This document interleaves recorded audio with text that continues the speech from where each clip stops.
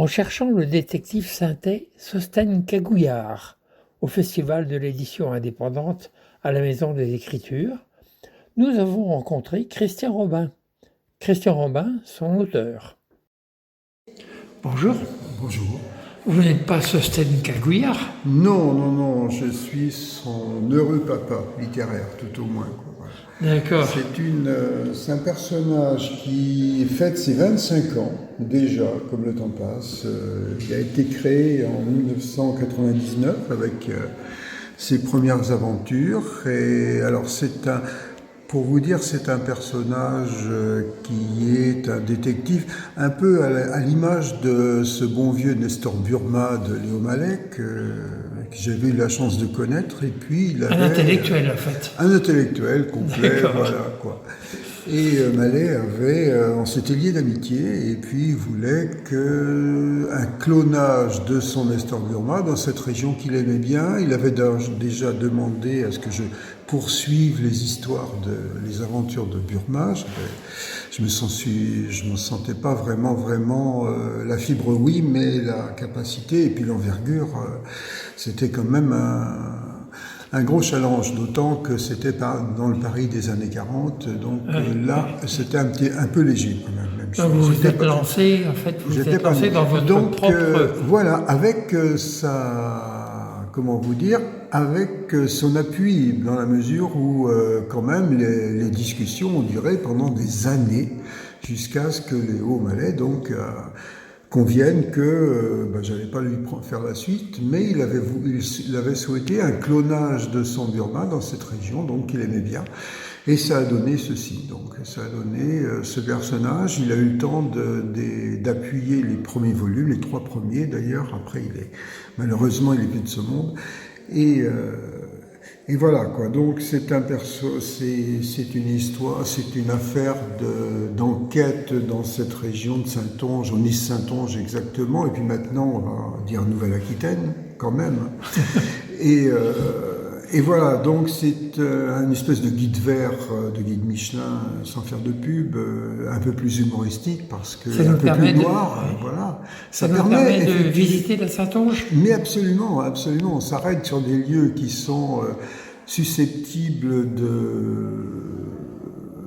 d'évoquer des fantaisies, du mystère, etc. Et Dieu sait qu'en Saintonge, en Saintonge, il y a de quoi faire avec l'histoire, avec les lieux, le site, etc. Donc il s'agissait de tout respecter tout ça, de les mettre en lumière, par exemple le petit village de Talmont-sur-Gironde, bien sûr La Rochelle, bien évidemment Saint-Jean-d'Angély, qui est une ville, toujours une petite ville à découvrir absolument, etc. Voilà.